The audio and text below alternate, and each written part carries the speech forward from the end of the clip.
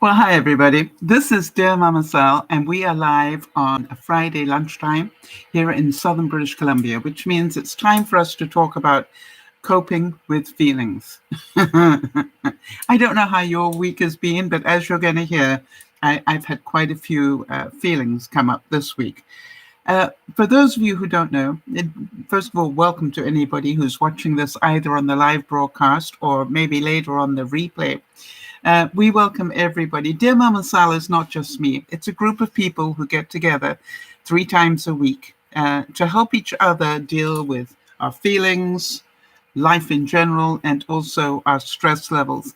And, you know, whilst the broadcasts always sort of change a bit here and there, basically we are here to help people. We get together on a regular basis so that if you are hitting a problem week, that you will know that come the weekend, you're going to have somewhere to go and have a discussion about it if you want to, or maybe you just want to hear other people's things. And one of the things I love about the DearMamaSal people is they contribute stories to me and that we can share, and you know that we can show people that we all have feelings every week and we all deal with stuff every week. So a very big welcome to you all. Helping you cope is what we are all about. And I'd like to introduce you, for those of you who might not know, you're going to hear me talk to Jody a lot. Jody is our admin.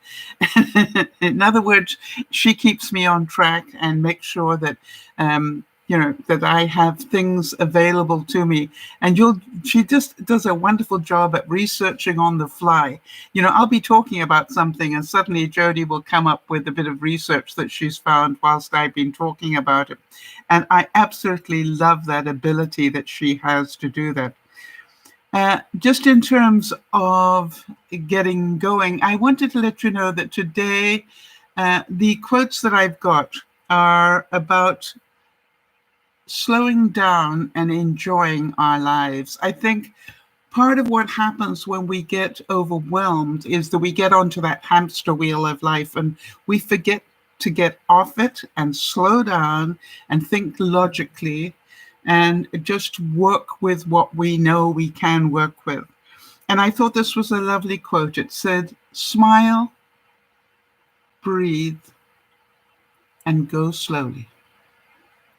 So whatever hits you this week, would you remember that? Regardless of what it is, smile, breathe, and remember to go slowly. All right? If we get caught up in that hamster wheel, we're not going to make good decisions. We're going to let our emotions get the better of us. We're going to say things we didn't mean to, and we're going to react in ways that we may just totally not be happy with later. Hi there, Charlotte. Charlotte, I have a new unboxing just to tell you about. Anyway, so I just wanted to say that we all have moments in our life where we're going faster than we need to. And 9 times out of 10, it's because we are not slowing down enough to deal with what we need to deal with. Before I get on to that in a big way, I just wanted to say that we have a number of important days coming up. June 9 is a very important day for Anna Marie because it's her birthday. But Jody, am I correct? It's also the day that you will celebrate 6 years clear of cancer. I think that is correct, but let me know if I've got that wrong. And then for those of you who know Alice in Denmark, it will be her birthday on the 17th. So I just wanted to give you a heads up on those birthdays. For those of you who know Manon in France, I asked her to give us a, it's on the 15th, Jody. Okay, could you change the database for me when you get a chance? So what I wanted to just say that Manon was telling me, I asked her if I could update you all on how her life is going.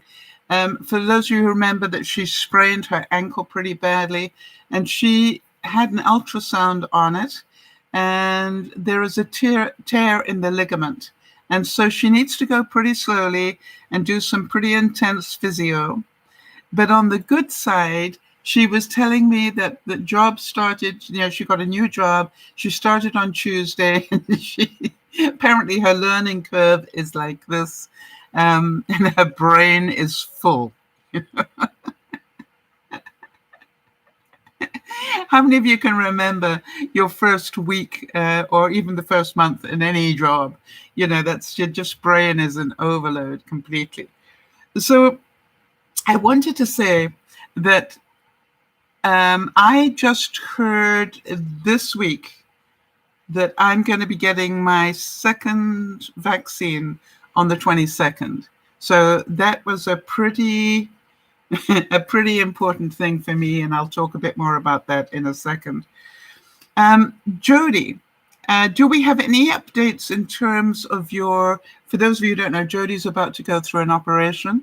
And Jody, I wanted to just ask you whether we have any update, change in food or anything that we need to be aware of. Oh, that's interesting. Charlotte's saying she got her first vaccine on the 30th. All right. So, and you're quite a bit younger than I am. So that's wonderful that you've got yours already. And I'm pretty certain that most of our viewers in the States probably have had second. Oh, the 22nd. Can we put that in the database as well? Jody's saying the 22nd is the same day she'll get the final clearance for her surgery. I'm going to talk. Actually, I should talk about that now, right, Jody? Because if it's okay with you, just give me the okay if that is okay.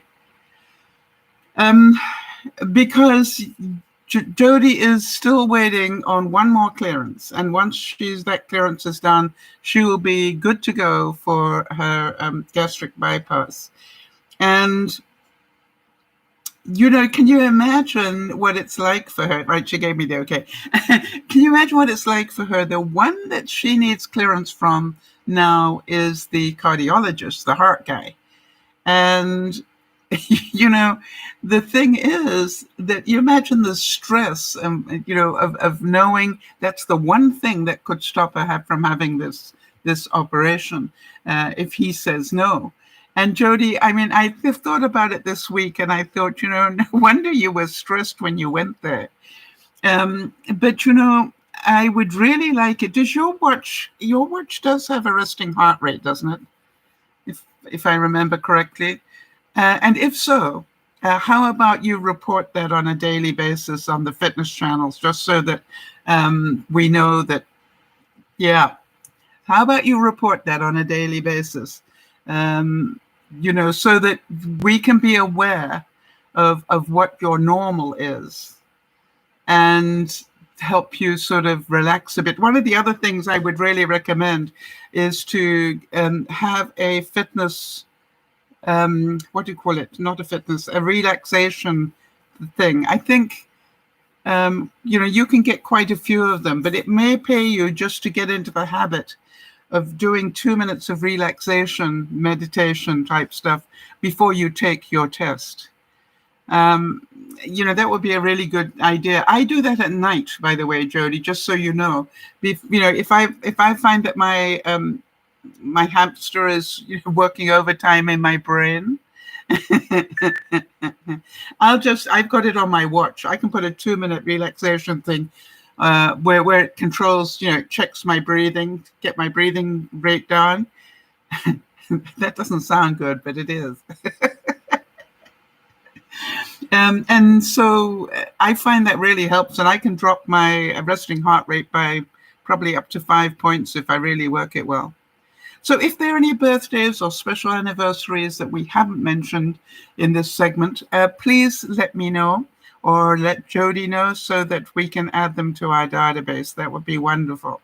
I haven't heard from Jeannie this week yet, so I don't know how she's doing with her kidney stone operation, but I would imagine that she could even have had it already for all we know. I know that it was coming up pretty soon. So If anybody hears anything, let me know. Here's the next quote. It's another Chinese one, and it said, "Be not afraid of going slowly. Be afraid only of standing still." As you know, I'm a great believer in taking one step at a time towards any of your goals, just one step at a time. And so what I do is I keep my major goals in front of me all the time. And I ask myself every day, what one step can I take towards this?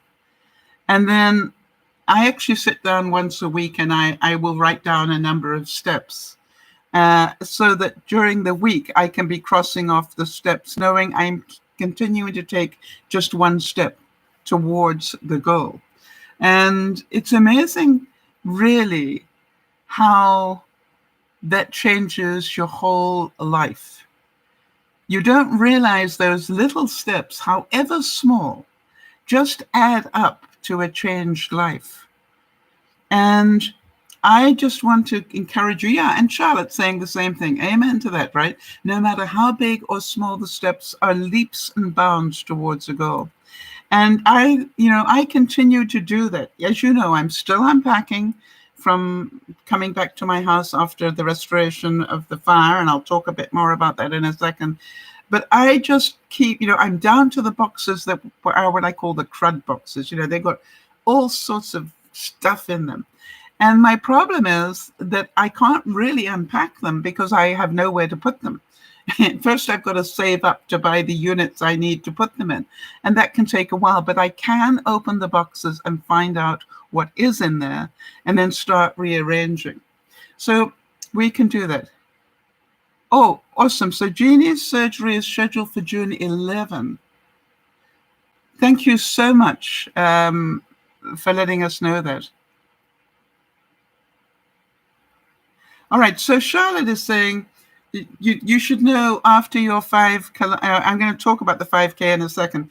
No matter how fast or slow, get up and go. All right, I'm going to show you what I did this week, Charlotte, just because you're pushing me on the 5K thing. I got my poles. So now what I am doing, for those of you, these are walking poles. They look like you're skiing. But what happens is that while you're walking, you are using a lot of your upper body. And that hopefully is going to give me this, it's changed shape eventually. It's going to take a while. So here they are. I'm not quite sure what the right height is for them. I had a feeling that a right angle from your, that it should be sort of a right angle to your waist. But I guess, yes. I want to say, Charlotte, that stability, I can really feel it. And not only that, I can feel that my rhythm is better because of them, because it sort of just gets you going. So they're great fun for me. Went out. The other thing is, Charlotte, just so you know, and again, I think I averaged over the last, I'll get to it in a second when I do the comments about the 5K. So for those of you who might have been feeling good this week, did any of you have any feelings of accomplishment? And if so, let us know. While you're typing, let me say that I had feelings of accomplishment. You remember that I had collected 3 boxes to take to the donation place. And of course, it was a new place because I'm new to this area. And what I did was I got really smart. I got somebody who knows where the donation place is to come with me the first time so I would know where to go. And I know that I can do it with my GPS and everything, but it's really nice to have somebody with you that goes, okay, after we take this corner, you're going to take an immediate right. And it was much easier than I thought, and I was really happy about that. And I felt so good for having donated 3 boxes on 2 levels. Number one, I was happy to donate 2 boxes of pretty nice, some brand new shoes that I'd never worn, because my feet started to swell and I couldn't get in them. And, all those sort of things. So I was pretty happy that I hadn't thrown in a whole lot of junk, and I hope that they make some money off them. Charlotte is saying, I did 31 days for May of activity, first time ever since I started 30 minutes or more outside for as many days as possible in 2020. All right, so you did the full 31 days of May. That is wonderful, just 30 minutes a day. And I want to tell you that I am working on, at the moment, I'm working on trying to make sure I do at least 8,000 steps a day. Yes, Jody's saying her achievement this week was just getting through the week. I had a lot of pain in my hands and it's been difficult. Yes, but Jody, the weather has been not helpful for us, right? For those of us with arthritis. I don't know what it's like in your part of the world, but I've got a feeling that you also had some pretty changeable weather going on. I must admit that my hands are a little bit better and my hip is a little bit better this week than it was last week. And yes, that's interesting. Charlotte is saying that she goes by the amount of time she spends outside, and I judge my activity by the number of steps I take. Yeah, so that is so true.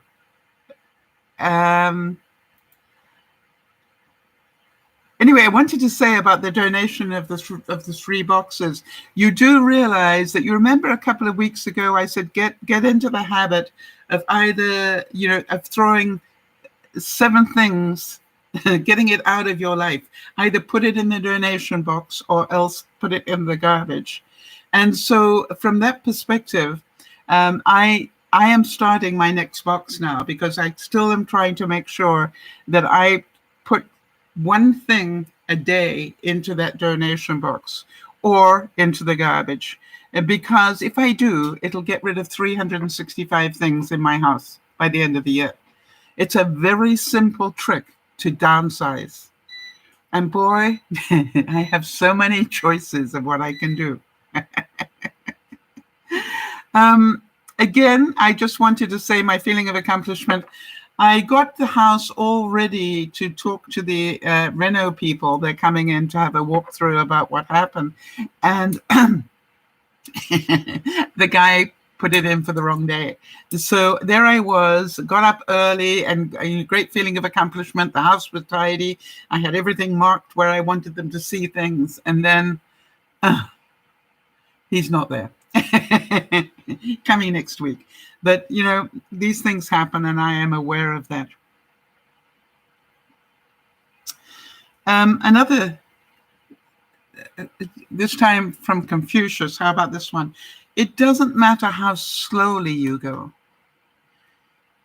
as long as you don't stop. And, for some of you, you will know that I believe one of my greatest gifts is I don't quit on things. All right. I might not get it done in this lifetime, but it's not because I've stopped trying. I just keep putting things forward if necessary. And I'm a great believer everything will come in its right time. And you're going to hear a little bit about that. So here we go on the 5K. I thought I'd let you know, let me just see here. My average for the week was 9,054 steps. So that was pretty good. More than I expected, quite honestly. And, it's like, I think my body is more flexible than it was. And now with the poles, I'm also going out and walking with a friend of mine a couple of times a week where we do a lap around a lake. And it's a fair walk. It's about 4,000 steps to go around it. And, we can go get in the car, go there, get to the lake, walk around it and get back home all within an hour. So it's an ideal combination. And by the way, most of it is in a wooded area.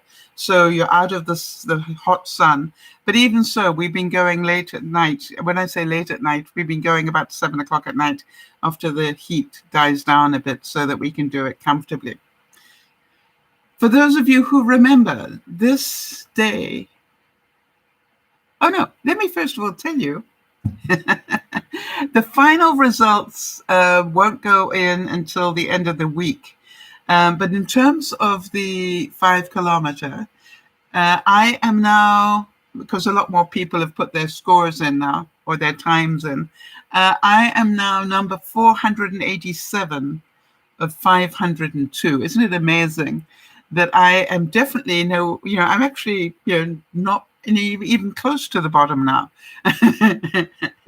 And they also do a different calculation, which is where do you rank in terms of your time based on your age? And in terms of that, I rate 267th of the 500. I thought that was pretty impressive. And now we're up to only 5 people over 70 participated. So I am one of 5 that did that. So I'm feeling pretty good about that achievement as well. And Jody, I would say to you that one of the most important things that you will need to do is to continue to be gentle with yourself. I know you had a difficult week, and I know that you are trying to get your fitness up ready for this operation. And what I also wanted to ask you, Jody, is have you thought about what's going to happen once you've had the operation or while you're having the operation? Who are you going to train to do your job? It's like one of the great joys in my life is, okay, this is called, I can tell that you might not be able to do it. So from that perspective, have you got anybody that you would recommend and lined up and trained to take over for you while you are incapacitated? Now, I know you think you're going to be just fine and able to do it. But you know me, plan B and C should be in place. In terms of the problem solver, do any of you have any problems that you would like some help with? A feeling of maybe being out of control or whatever because you've got a problem and you can't get off the hamster wheel, and maybe you could do with some options or whatever. Remember, you can always write and ask me or talk to me about it at DearMamaSal@gmail.com. And also remember that if you find anything of any value during the broadcast or on the replay, please remember to give it a thumbs up so that people will know that there are things here that are worth listening to. How about feelings of frustration? Yeah, I had that for this week. So if you had any feelings of frustration, start typing while I tell my story. Suddenly, out of nowhere, I have started to be advised of the fact that I have more bills coming in than I was expecting. And I was expecting to get a bill for the redo of the shower. And I knew that was going to be a big bill.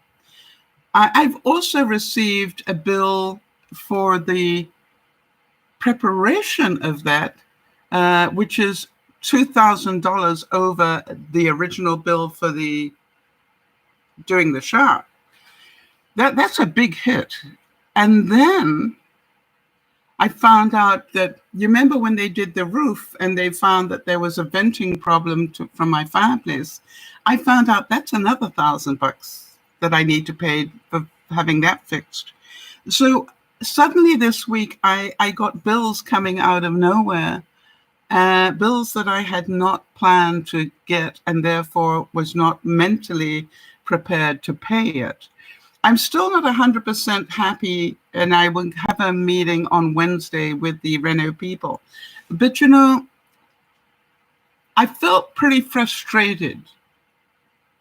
But here's my question. Will being frustrated help me pay the bills? And the answer is, of course not. What will help me pay the bills is to find out exactly what I do have to pay, which I will find out on Wednesday, and then work out a plan to be able to pay it. And the fact that I might not be able to pay it all at one time does not make me a bad person. That makes me somebody who had planned to pay this much, but now I've got X percent, maybe 25% over that I wasn't prepared for. So to me, it's like my feelings of frustration were quite normal. Like, why didn't, and then I remember, asking why is just a total waste of time because they didn't. And I can get angry and upset and saying, but they should have. Total waste of time. They didn't. And so the way to get through this and get on with my life is to just work out exactly how much needs to be paid, and then talk to those particular tradespeople that provided those services and explain to them that because it is that much more than I had expected, I may need a little bit more time to be able to pay those bills, and I may need to pay it a little bit each month for the extra part. That does not make me a bad person. That makes me somebody who was ill-informed up until this moment. That's the difference. And one of the things I have found about having a bill that you need to pay that you don't have enough money, keeping people informed is the best way possible to get them on your side. For example, I have already written to one person and said to them, hey, I am really sorry. I just need you to know I've got the bill. I've got it ready to be discussed. Unfortunately, it's taken me 2 weeks to get this discussion underway. But as soon as I have finished discussing it, I will get back to you. Now, I didn't say as soon as I finish discussing it, I will pay. I said, as soon as I have finished discussing it, I will get back to you.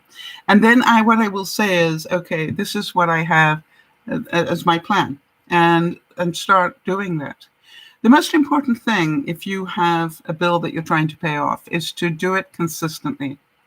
I always believe that if you consistently pay even $5 a month, people know that you are trying to pay it. It's when you just try and ignore it that people get upset. And most people, if you tell them the truth, with the exception maybe of the utility companies, but normal trade, the normal everyday people, I found if you tell them the truth and say, hey, I'm really struggling, I intend to pay every bit and the interest. Yes, and Jody's saying the same thing. Good faith payments, consistency is key. Absolutely.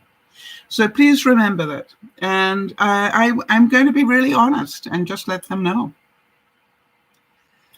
Did any of you have any feelings of love, joy, or grief? And I put those together because, it's like you've got love on the one side, but it sometimes also the reflection of it is grief. And while you're typing that up, I just thought I'd let you know that I had a wonderful dinner with Yvonne. Hold on one second.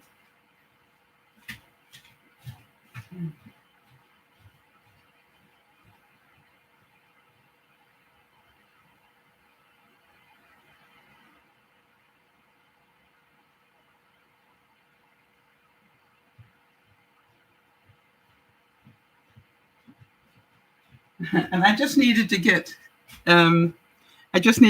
this for you because we had a dinner together because it was the anniversary of the passing of my dog Bean Bean, and I hope you can see that. He was a cross German Shepherd collie. No, he wasn't. He was a cross German Shepherd Husky, and he passed, and it was, Yvonne has a incredible memory system and keeps incredible notes. And she decided that we needed to have dinner together to talk about Bean and our lives together. And I want to tell you, I have really only had one dinner with Yvonne since the pandemic started. And so it was wonderful. And we talked so much about everything.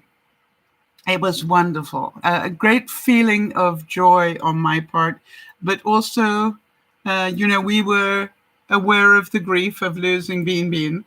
But it was a wonderful evening.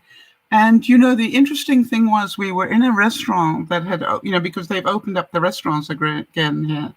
And we were in this restaurant, and there was one server trying to deal with an almost full restaurant. And it seemed so unfair to me that the owner had not employed more than one person to work that shift. And I just guess they didn't realize how many people were going to come. And I made sure that I put on my patience hat and said to Yvonne, okay, this meal's going to take a long time. We've got lots to catch up on. And so let's not worry about the food. Let's worry about catching up on stuff and then be pleasantly surprised when the food arrives. Jody's saying, in terms of feeling of love and gratitude, she's saying that when Lionel, her husband, and I were discussing the finances around my surgery, the cost per month of the supplements I need for the rest of my life. Wow. Lionel said, whatever you need, we'll make it work. I want only the best for you. And that is love.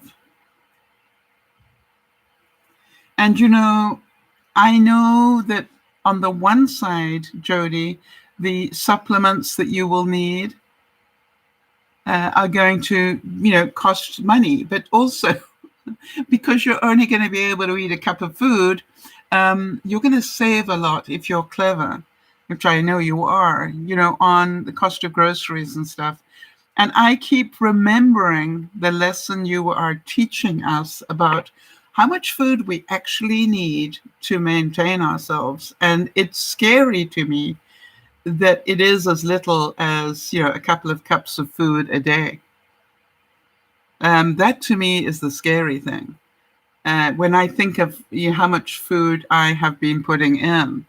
And now as I cook, I try to remember that. And I'm doing little things to limit the amount of food that I cook. And by the way, for this evening's broadcast, I thought you'd like to know that I'm going to be doing an experiment this evening. Because I thought it would be really nice to do some prawns for a change. And so I'm going to be doing a prawn dinner for myself and show you how I'm going to do that. So I hope you'll enjoy that. And maybe a dessert. Yum, yum. So Jody's saying it's going to be about $70 a month for special vitamins. Jody, I'm pretty sure that you're going to be saving $70 a month with the reduced amount of food that you need.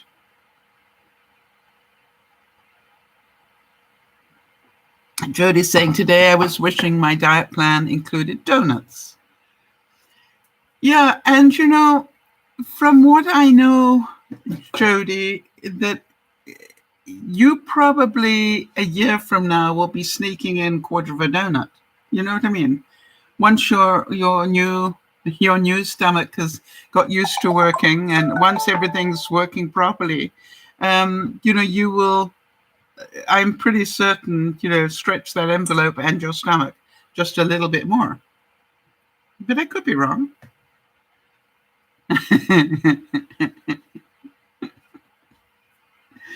So when you think about it, let's take this really slowly and learn along the way. Are you still eating half a cup for breakfast and half a cup for lunch and a full cup for dinner. Yeah, I'm sure that you will sneak a bite once in a while. Yes, exactly. And the same as you taught me about being pre-diabetic, right? It's not that I can't have everything. It's about I just can't have it very often. And when I have it, to try not to have too much of it. And you can imagine having 2 dinners in 1 week. You know, I went for Chinese on Sunday, and then and then I had dinner with Yvonne. What did I have? Poutine. Not high, not a good one on the glycemic index. I had poutine with chicken, and then I had lemon meringue pie. And so it was just like, but funny enough, my blood sugar didn't spike too much. This morning I went to go and take my blood sugar reading, and I forgot to do it before I had my coffee and everything. And I'm going, no, I don't think I'm going to be worrying about today's blood glucose reading. Jodie's now learning how to make protein popsicles. Yeah, and she ordered some silicone molds to do that. And so that's a really good idea, Jodie. And what I wanted to do was to give people some ideas about doing that. How to have popsicles in the summer, but ones that weren't necessarily harmful, too much sugar load on them. If you remember, I made popsicles last year. Oh, maybe I should do that again this year. Start making popsicles, because boy, it is getting warm here. And for those of you who might have felt some grief this week, remember that it hurts so much because you care so much. Remember to check with yourself, who are you angry at? And then remember to move on with your life. And the futility of asking why is just a waste of your time and energy. It is what it is. See it for what it is and move on. The progress will take the time that it takes. Your job is to keep moving forward, as we said, one step at a time. Plato said, never discourage anyone who continually makes progress, no matter how slow. And so there we are, right? It's like, have those dreams and work towards them. If you're not working towards a goal, then why do you get up in the morning? All right? And for so many people, they just get up to exist another day. And it's like, well, I don't have time for goals and achievements and stuff like that. Yes, you do. We all have the same 24 hours in a day. We can either make them stressful, or we can make them part of our journey. And remember what we said. The journey is the reward. Knowing that you can keep control, knowing that you don't overwhelm, that you can manage to see things for what they are and just deal with the next step.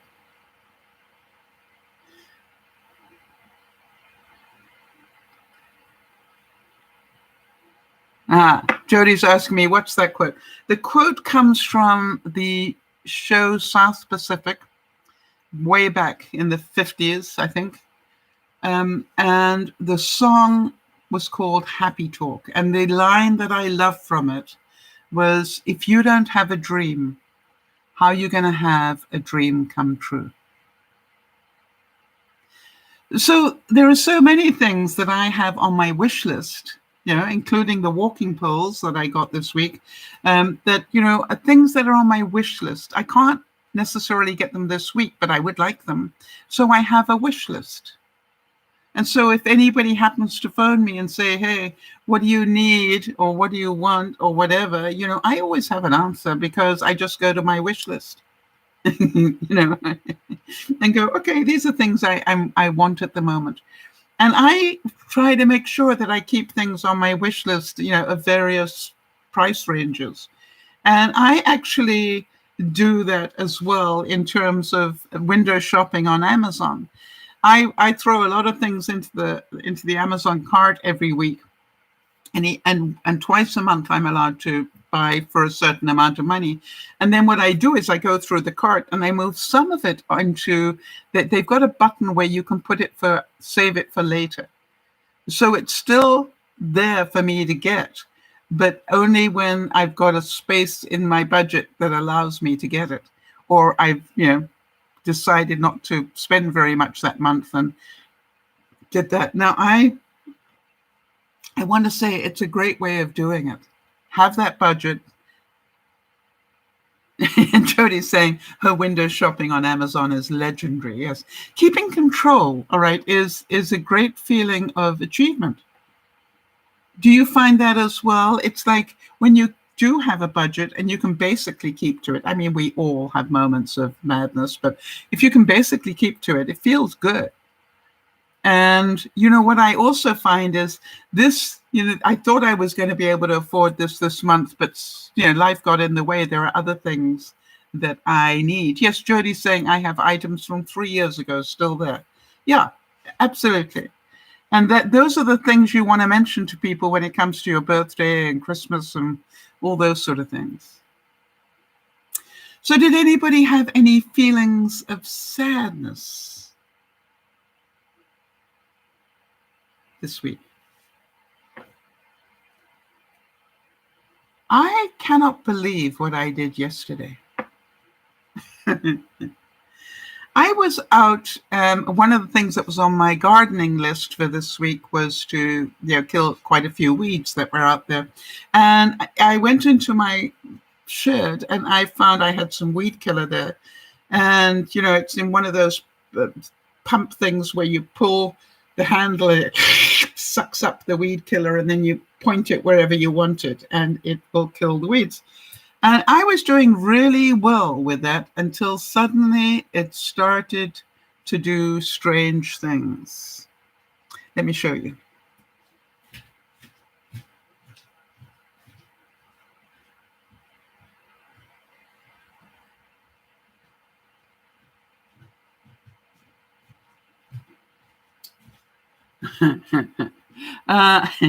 It started to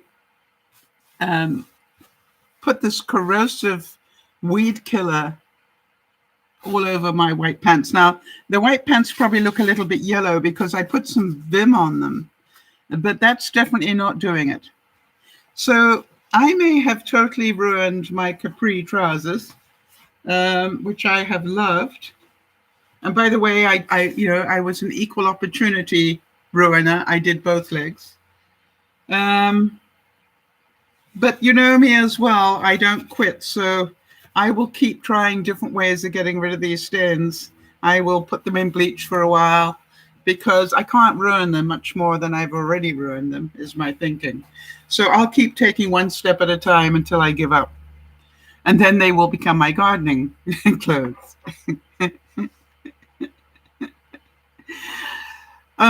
It was very sad. All right, so Jody's saying, I didn't have sadness as much as overwhelm that triggered anxiety, frustration that I'm so clumsy with my hands. Yeah, feeling that I haven't been in touch with the Dear MamaSal family as much as usual. All right, so you're you're falling into all the old traps, right? I assure you that, the Dear MamaSal family will still be there in a month, Jody. And they will still know that you love them. And this is a very okay time for you to be looking after yourself. And that is your learning. That the same as you would say to me, if I have problems, it's okay to cancel a broadcast. How many times have we had that discussion? And it's like, that is your learning. Can you let go of your Dear MamaSal responsibilities? And I hear you saying that you intend to continue even after your operation. I still want to know that you've got plan B and plan C lined up in case you can't, because then you won't worry about it. You will know if you're not well at the end of it. if when you come out of this operation, if you're not as fit and well as you think you're going to be, you won't have to worry because it's already lined up that this person will look after me while you're recuperating. And you will find that makes you feel a whole lot better than having to come out of an operation. The other thing is, Jody, from my experience of big operations, and that's, even though it's laparoscopy, whatever, I can never say that word. Even though it's a lap surgery, where they do the little incisions, they are still poking around inside your insides quite a bit.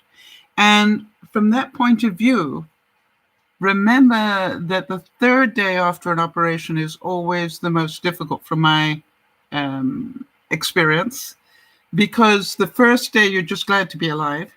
By day 2, you are glad to be alive still, and the adrenaline is beginning to come down in terms of that. But by day 3, the drugs that they've given you start to leave your body, and you're going, this is not such a good day.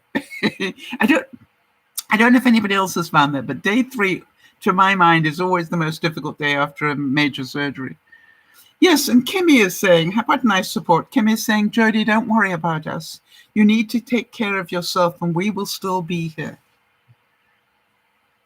Yeah, and Jody, I believe the reason you feel the soreness on day 3 is because of the drugs that they gave you to help you through post-op, have left your system. And so, yeah, that is it. So I'm going to leave it to you, Jody, to work on plan B and C. But if you need help on that one, let me know. Asking for help is a sign of strength. I know that you will remember that. Here's my second sadness. How many of you remember I got that really cute hose that, goes when you finished with it, it just it expands full of water, and then when you're finished using it, it contracts back into next to nothing. I loved it. It popped this week. How long have I had it? A month? It popped. But was it fun for the month that it worked? Absolutely. I loved it. And the question is, will I get another one? Probably. Even though it popped after a week. And then the logic says, Sal, don't buy another one.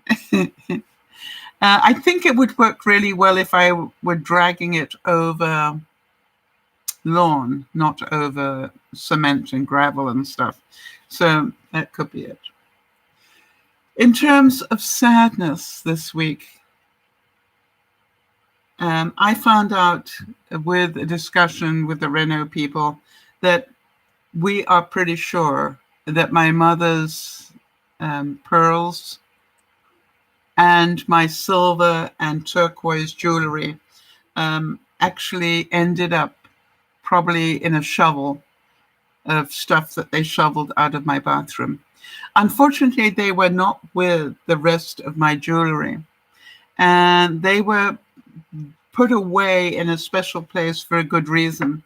And unfortunately, they were in the place just near where the fire happened and where all the water, the ceiling came down, and everything that was in that cupboard came down with it. And so it's very sad, but luckily the insurance people have now given me the okay. They just need me to get a written evaluation. My problem, I thought it was quite interesting because they said if you happen to have a picture showing you wearing them, or, to show that you had them, that would be helpful. And I wrote back and I said, if I happen to have a picture, period. Because so far I haven't found my certain pictures, and I haven't even got a picture of my mom wearing them as far as I can see. And so the point is this: I'm not angry or upset. I know that that's what they need, but I don't have it. So now they're going to have to trust my integrity or not.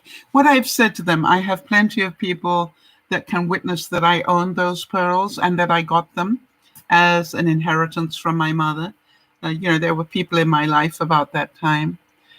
And then I also have plenty of witnesses about the silver and turquoise jewelry that I got for my 50th birthday, because everybody at my 50th birthday party saw me unwrap them. I'm not going to ask the people how much it costs, because I don't know about you. I don't think that's right. What I've done is I searched the internet for, similar things. But now what I hear is I'm going to need to get a jeweler to give a written evaluation. And so what I'm going to do is I already have pictures of what it looked like, and the make of, I knew they were Mikimoto pearls. They were good ones. And so for me, it's just a case of, it is what it is. I need to take the next step and now get a jeweler to give me a written evaluation of what, they are worth. Not fun to do, and a step and one more step that I didn't have on my list, but it is what it is. Let me do it and get on with life. Hi there, Benji. It's good to see you. Did anybody have any feelings of stupidity this week?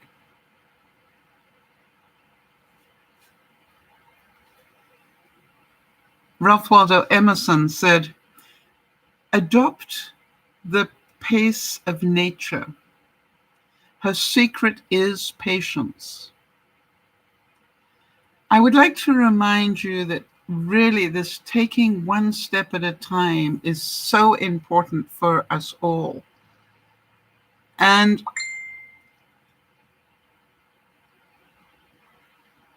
when I look at it, it is so scary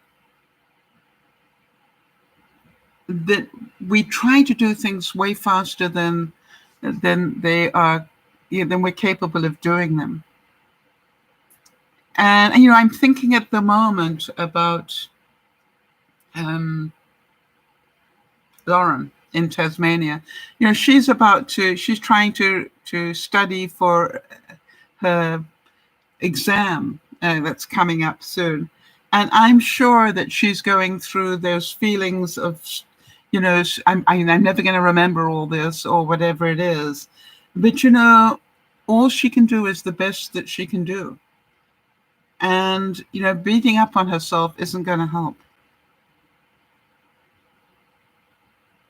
So if you had any feelings like that, let us know. How about, did any of you have any feelings of fear this week?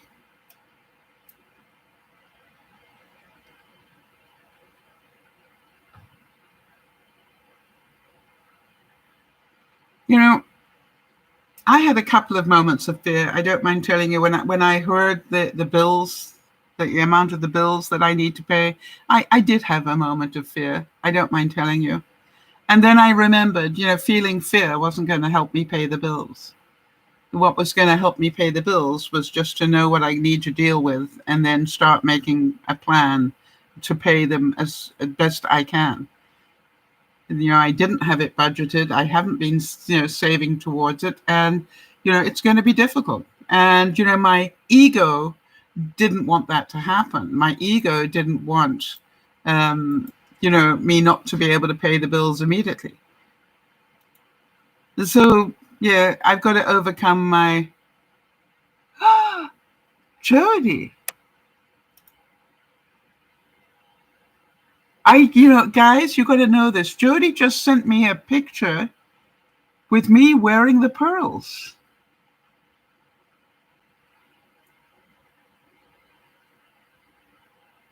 No, those are not the ones.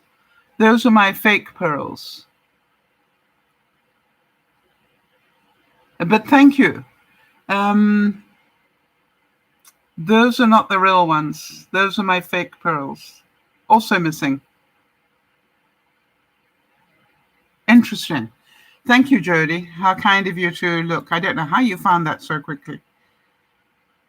Okay, so Jody's saying, she has a fear of the cardiologist's office. I have never needed to see a heart doctor, and the mere thought made me nervous. Yes. And the fact that his yay or nay controls whether you can have the operation. Hi, Yenny, good to see you. Or is it Ginny? Is it Ginny with a, or Yinny? And in a lot of languages, the J is silent. So, I'm sure you'll let me know.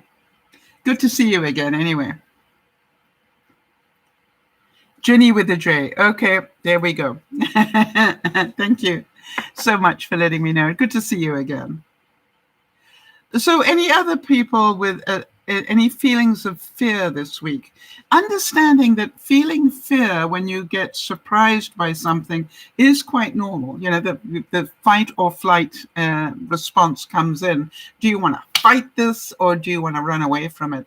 Well, the thing is this, when you realize your feelings, you realize that I don't have to do either. I don't have to fight anybody to pay the bills, nor do I need to run away from it. I just need to tell the truth. You know, the truth will set you free. I need to tell the truth and then make a plan to pay them as best I can. You know, you can't get blood out of a stone. So that's the best I can do. And it's not that I'm a bad person. I wasn't expecting these bills, and so be it. I'm certainly going to pay. But first I need to find out, you know, I'm not prepared to pay for the shower yet because I don't have what they quoted me. And that's one of the discussions I'm going to have. I'm not going to pay the people who did the lighting because I don't have the lighting I ordered either.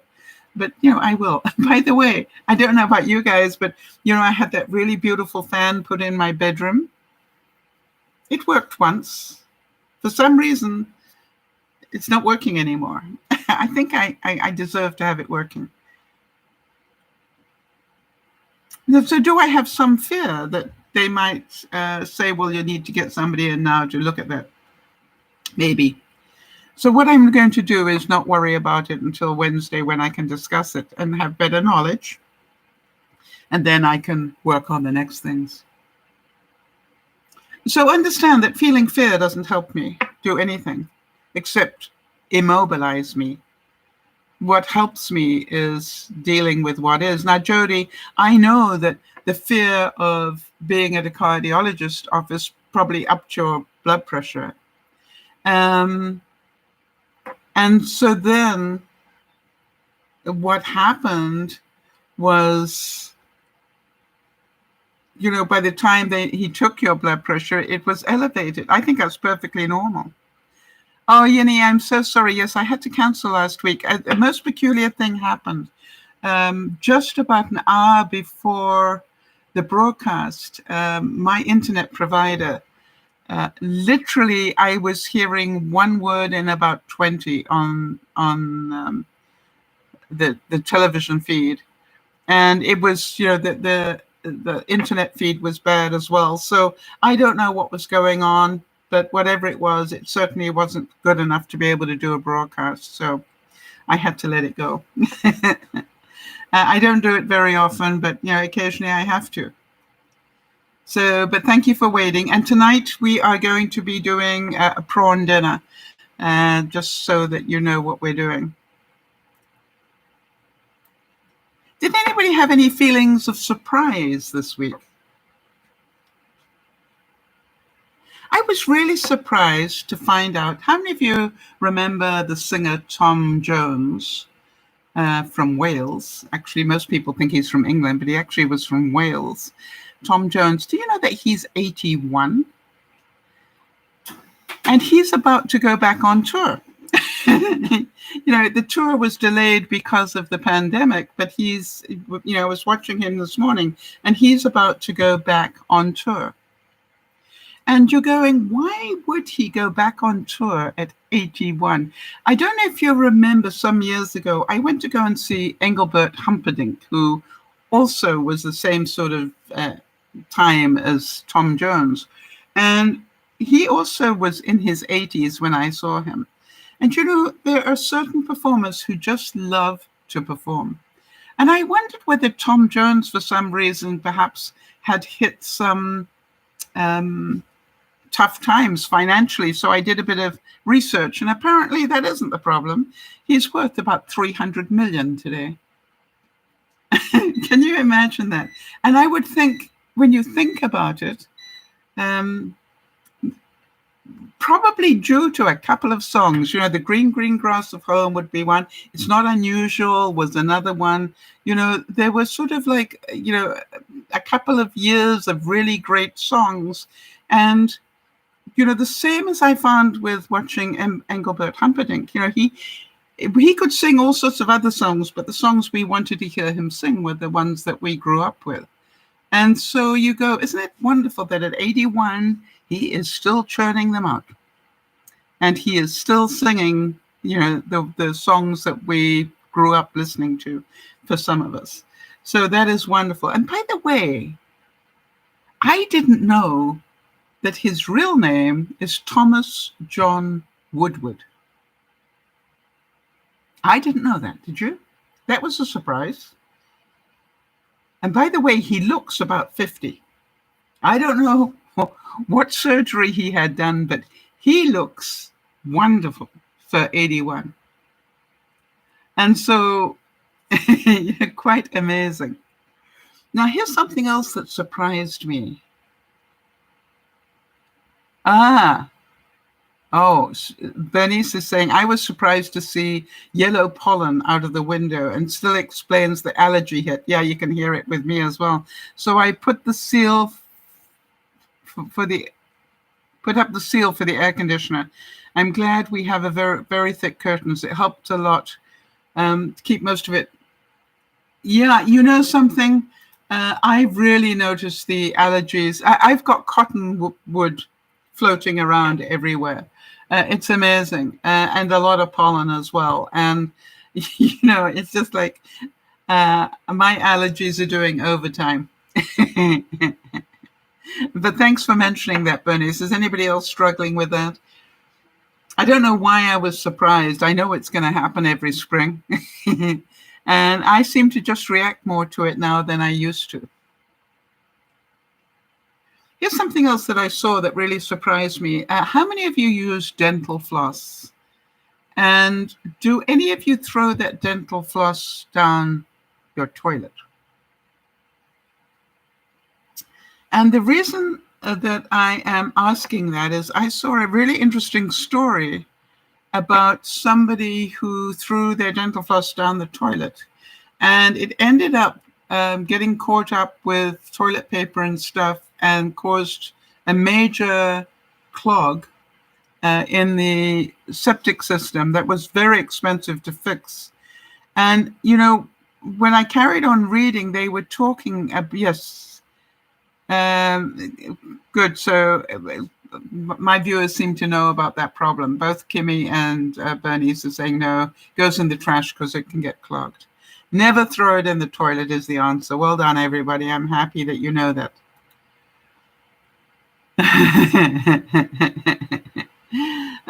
But you know it, but I wonder if there are any of my viewers that didn't know that, in which case, hopefully we will have saved them some money. Now, next one. You know that I unboxed the walking poles and I got to play with those. Where is my... What did I do with my phone? Hang on one second.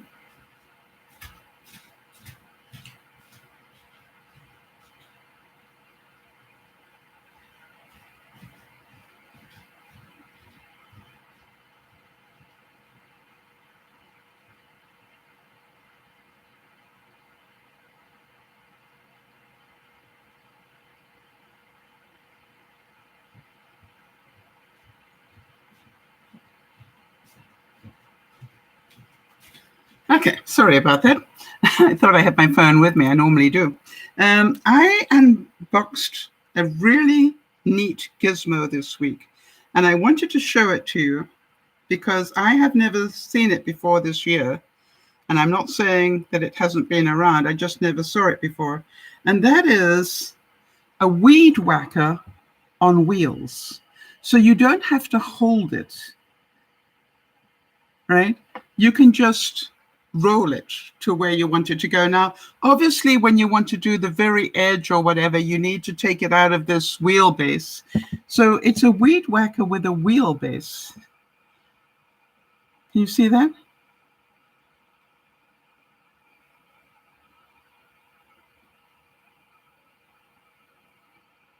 So now you're probably wondering, why did I need it? And let me show you. I have a bank at the back of my property here. Oops. That is really quite steep, if you can imagine. It's sort of probably about that steep. And the grass was waist high. I don't know if you can see how high the grass is. That's the bottom of the bank, and you can see that it's pretty amazing. And this is, again, I don't know if you can see the slope on that bank. It's a normal weed whacker. It's just the thing that it goes into is the thing that's important. So again, you can see the slope there of the bank, all right? And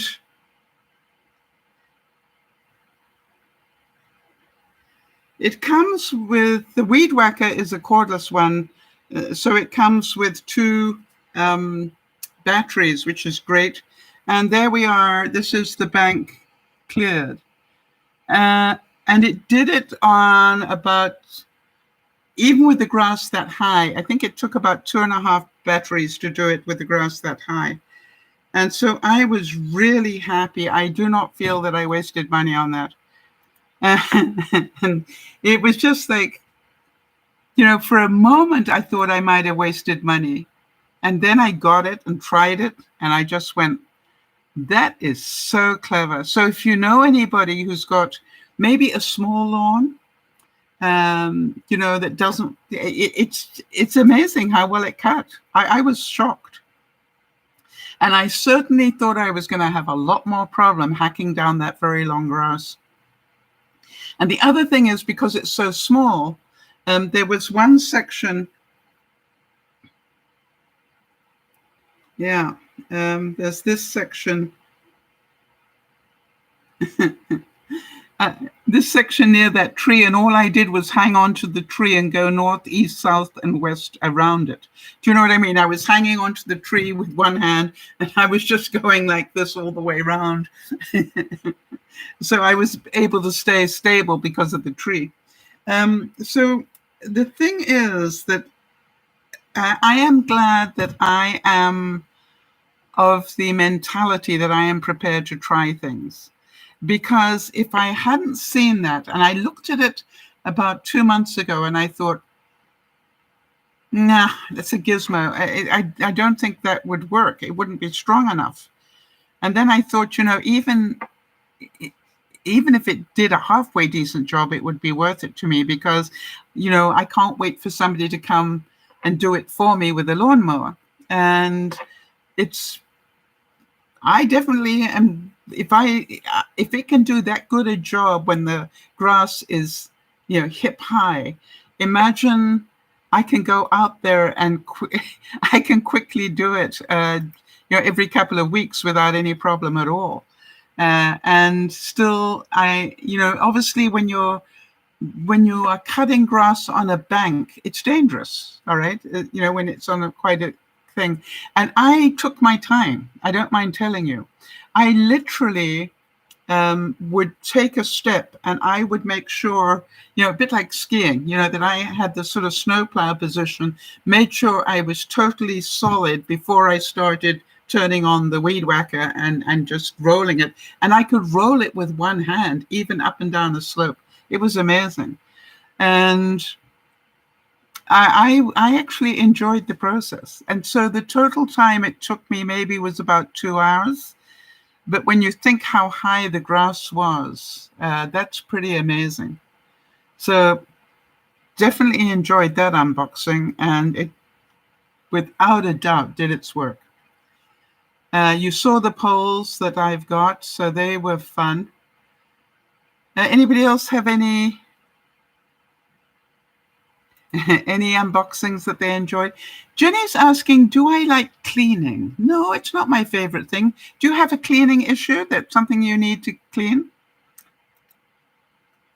But I do it on a regular basis, Jenny. Because I don't like doing it, it's a really good idea to do it regularly.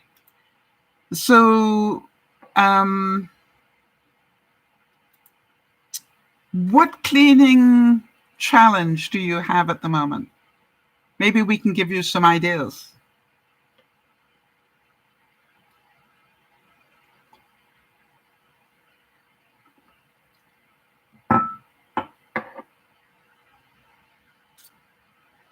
Is it like cleaning up your room or physically cleaning something? Let me know so we can give you some ideas. Where did I get the weed whacker? Normally you could get it from Home Depot, but they were sold out. So I managed to get it in another store called Rona. I don't know if you have that in the States. It's a Canadian store. Jody unboxed a new water bottle. It is lighter than her previous one and easier for you to handle. Yes, a very good idea. And you know what I found when I was walking with the poles, Jody, is that the first day I went out with both of them, but then I couldn't hold a water bottle. So now what I do is I go out with one pole and a water bottle, and I just swap the pole over every now and then to make sure. The weed whacker is a Black & Decker. And if you look at cordless lawnmowers, you will probably see it. You know, if you Google it for cordless lawnmowers, you will probably see it. Just to give you an idea, I don't know, it'll probably cost even less in the States, but I paid less than $200 for it. And it definitely was worth it for me and that problem. So if you've got a, you know, just so that you know. And, you know, it's just like, it's one of those things that I had never seen it before this year, and I happen to know somebody who works at Home Depot, and I actually wrote to them and said, I know that you work in the outdoor section and you deal with lawnmowers and things, and I just want to give you my personal recommendation on this product. Even though you've sold out, just so that you will know how well it works. And I, you know, and he said that's so good of you to tell me that. But anyway, it's a really cute idea. And I didn't know that there was such a thing until this year. So I don't know if it has been around for a while or not. I came up under Be Prepared and Not Scared. Watch out for this scam, please. Oh, it's only $98.28 on Amazon. Wow. I paid close to, I think it was about 170 something in Canada, and then I paid for it to be delivered as well over. So it cost me just under 200. So that's an awesome deal in the States. Well done. Now, the thing is this, if you do have a regular Black & Decker weed whacker anyway, then you can maybe just buy the wheel section and slip it in. Jenny, you want to know what my hobbies are? Is that right? What are yours?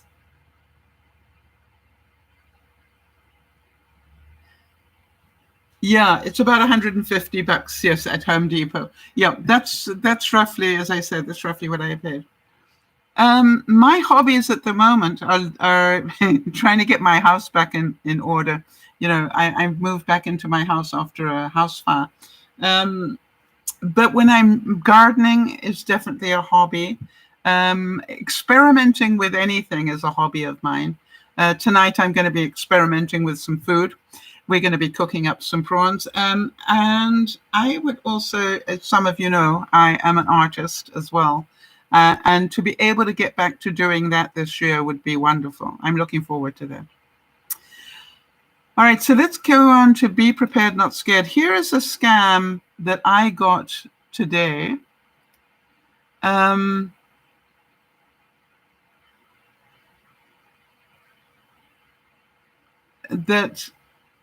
today. I got it this week. And luckily, I saw it and thought twice before I reacted to it. And it said, take immediate action to regain your, and then it gave the name of my bank login. And it came over my phone. And then it gave me a link that had an IP server type listing in it. Like it was http://190.115.21. That is an IP address. And I just looked at that and went, no, that's I'm not answering that for sure. And I'm not touching that link for sure. So be careful, be prepared if you see that on your cell phone. And, we've seen so much going on in the news about hacking at the moment. I would ask you to be really careful. But, for any of us who play games online or anything, how do we protect ourselves and still be entertained? That's my question. It's like, you're going to, download another game and you have no idea whether that isn't the hook to get your information. So what I would recommend is, please, wherever possible, play games that do not ask you for your credit card information, to get the bonus things. Or if you play the game, don't buy the bonus money, because you don't really know where that bank account is, and you don't really know. You've just given them your bank, your banking information so that they can take money. So be prepared to be more careful. Yeah, Kimmy's saying, I get a lot of those on my cell phone. Yeah. I also wrote to my bank and let them know that I got that, and just so that they knew it was going on, so that they can follow it up. That's their job, it's a scam on them. So pretty important. Yeah, Kimmy's saying they never go away, even if I block them and report them. Yeah, it's part of our life now, unfortunately, Kim. And so be prepared to get more, and be prepared not to overreact to them is what, excuse me. Oh, bless me, once a wish. I guess the allergies are definitely getting to me today. And so that's what I'm doing. Yeah. So, and Bernice is saying, Kim, I just block and report them and then delete. Yes, it's a waste of time, though. So if you don't want to report them, then just delete them. And the only thing I do is I try to check with my bank to make sure, did they send this or not? You get up to 20 to 30 a day. If I were getting that many, Kimmy, I would be talking to my internet provider, because that means they're not doing something, right? They should be shielding a lot of those. Or, I cannot imagine if I got 20 to 30 of those a day. That is a huge waste of your time. I mean, I get maybe one a week. Wow, does anybody else have that problem to that degree?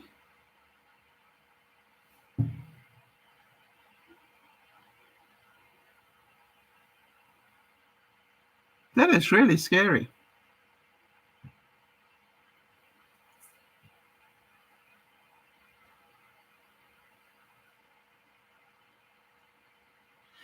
Wow. And she's also saying that she gets a lot of X-rated stuff coming through. I would really, I would tell my internet provider, either they help you. Oh, Bernice is saying there is an app through Verizon that helps block those out. Did you know that, Kim?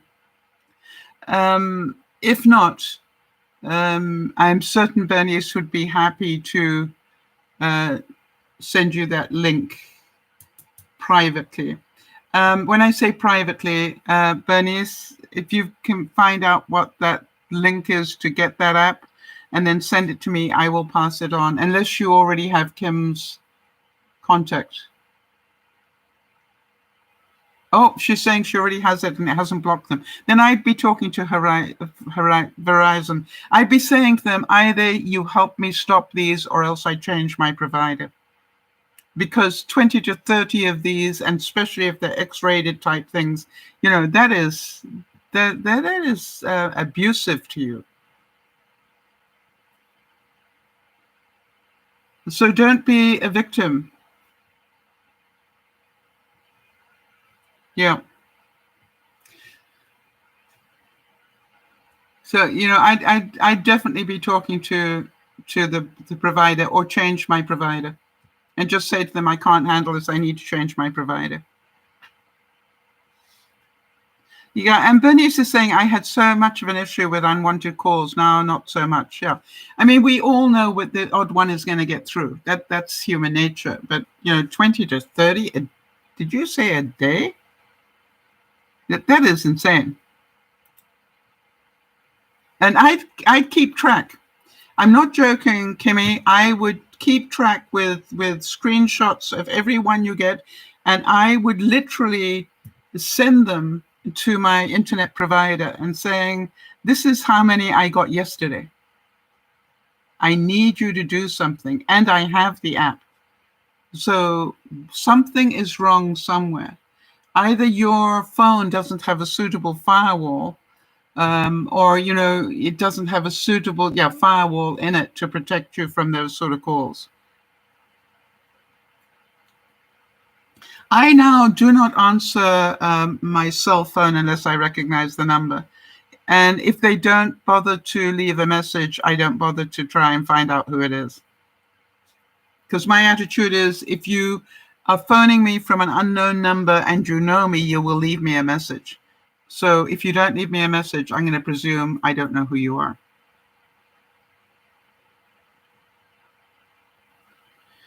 Lily Tomlin, always good for a laugh, said, for fast acting relief, try slowing down.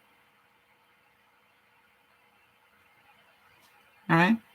For fast acting relief, try slowing down. So Jody, let's talk about what's happening to you and, you know, your overwhelm with the, you know, operation coming up. How can you slow this down? I know there are a lot of balls that you need to juggle, and that you need to go through a lot of hoops to have everything under control.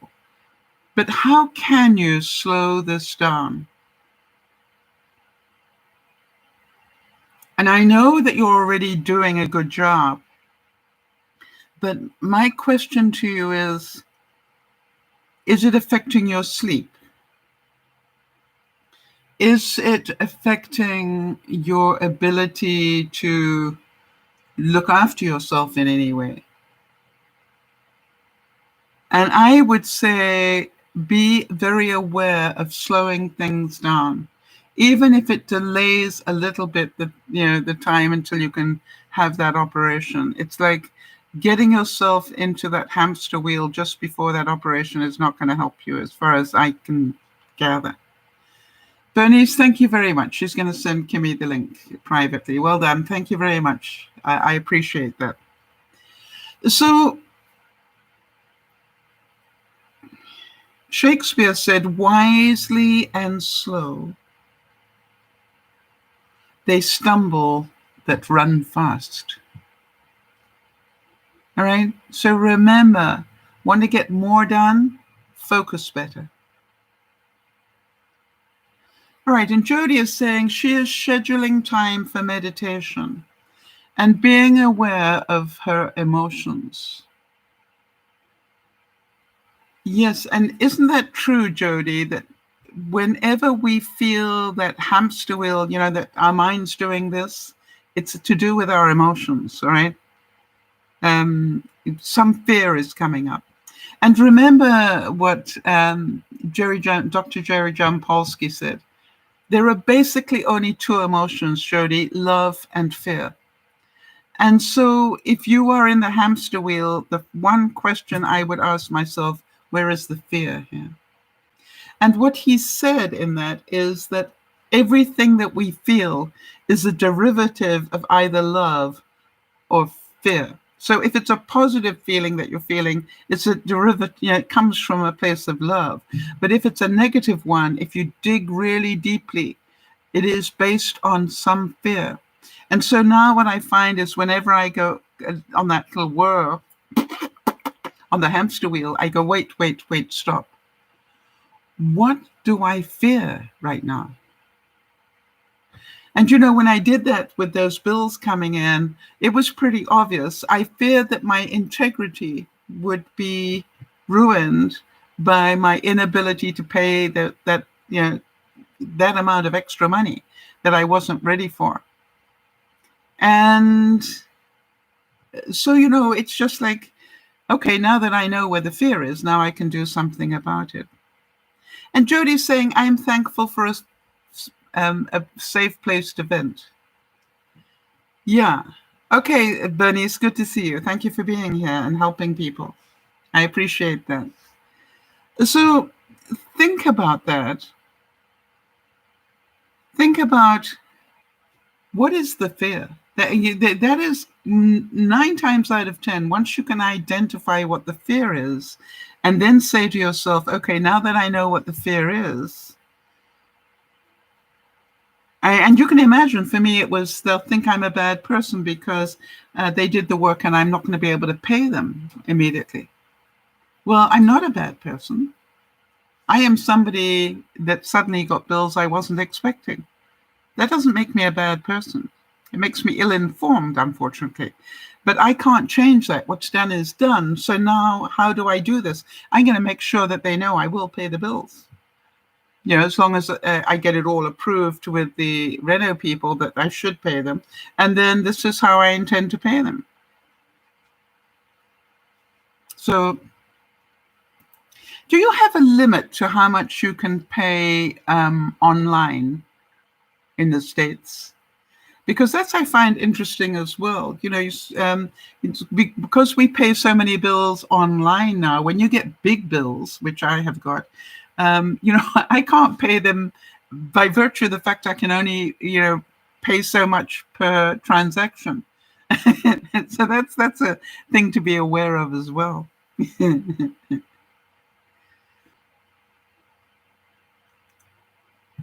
Carla Petrini said, being slow means that you can control the rhythms of your own life. You decide how fast you have to go in any given context. If today I want to go fast, I go fast. If tomorrow I want to go slow, I go slow. What we are fighting for is the right to determine our own tempo. Boy, do I agree with that. This is all about, well, what if I pay slowly and they charge me a lot of interest? Well, that may be the price I have to pay for not being able to have the total thing. Or, maybe they won't charge me the interest if they know what I'm struggling with. But, we will see. We will see. And this is also from Carl Honoré, and he said, the slow philosophy can be summed up in a single word: balance. Be fast when it makes sense to be fast. and be slow when slowness is called for. Seek to live at what musicians call the tempo giusto, the right speed.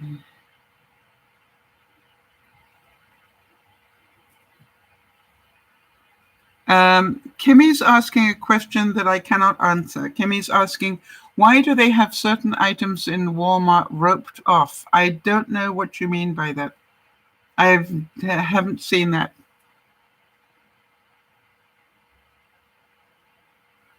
I mean, other than near a pharmacy, the stuff that's in the pharmacy. Could you give me more information on that? What sort of items are you talking about?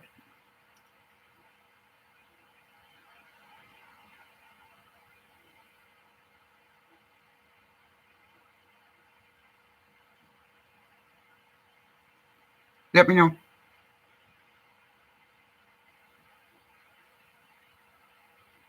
See, when we are calm, unhurried, and free from stress and distractions, the brain slips into a richer, more nuanced mood of thought. Some call this slow. Some call it slow thinking. And the best minds have always understood its power.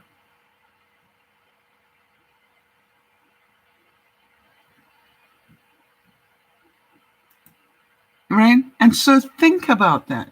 It is sometimes, it's because we got so many thoughts in our head that we're stressing out. Get those thoughts out of your head and on paper, and then systematically take the time to work a schedule around them. You may think, I don't have time to do that, but the truth is, if you don't do it, you will stay in overwhelm. Jenny's asking, when will you finish this broadcast? And what will you do after this broadcast is over? You asked me that last week. The broadcast finished within the next half hour. And what will I do after? Prepare for this evening's broadcast. That's what I do on a Friday. Charles Darwin described himself as a slow thinker. Einstein famously sat in his office, gazing into the middle distance for hours on end. In the intellectual world and the arts, people have always understood the power of looking slowly at the big picture.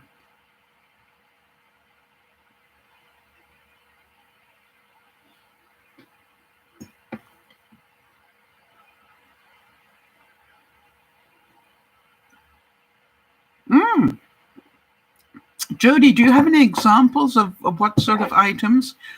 Jody obviously did a bit of research. She's saying about this Walmart stuff being roped off. Kimmy, I think those items are considered non-essential, and stores were being fined for selling them during the pandemic. So they were moved out of sight or roped off. What sort of products would be considered? I haven't even heard of it. So thank you for mentioning it.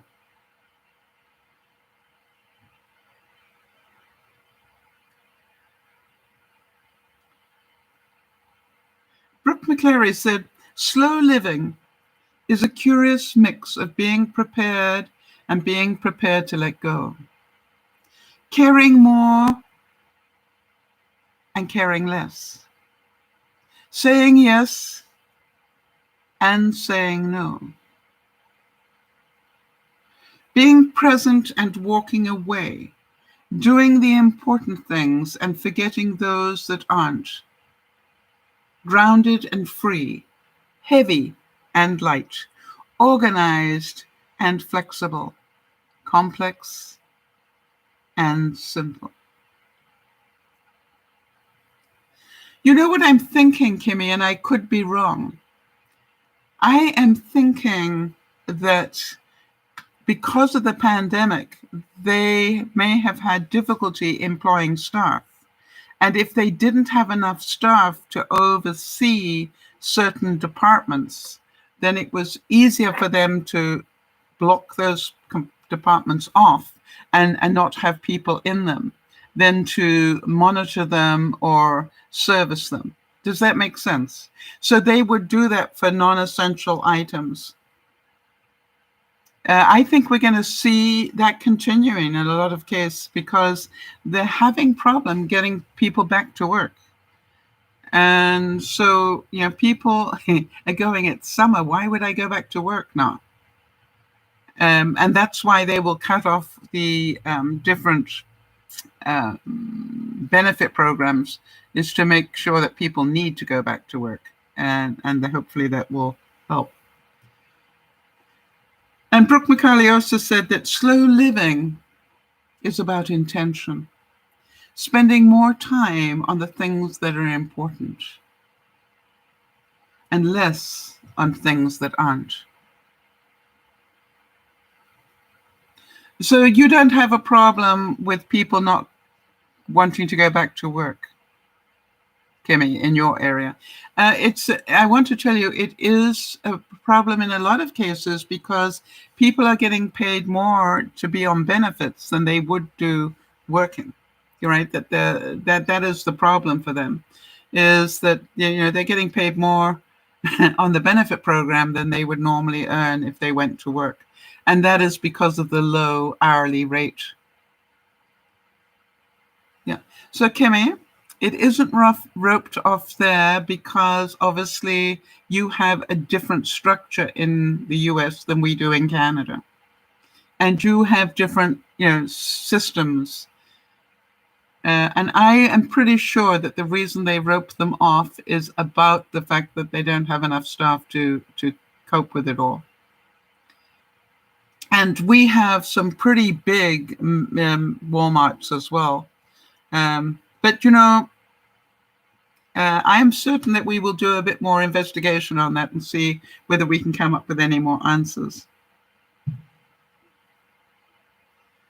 How about this one?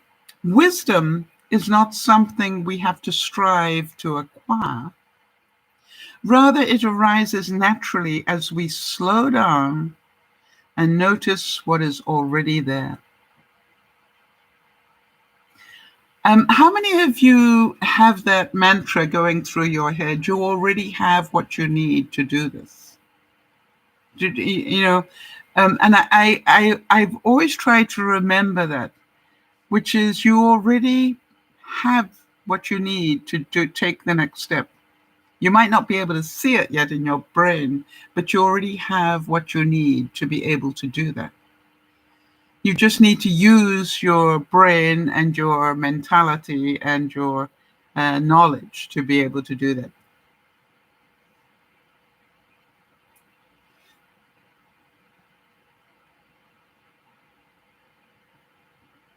Pico Leah said, in an age of speed, I began to think nothing could be more invigorating than going slow. In an age of distraction, nothing can feel more luxurious than paying attention. I think one of the biggest problems we have today is slowing our brains down and paying attention. I am amazed, how quickly we lose attention, how quickly we get bored. Have any of you noticed that? It's like we don't have any patience anymore. Everything has to be instant. I need it now. So did any of you have any feelings of slow and steady this week? Did any of you intentionally slow yourself down?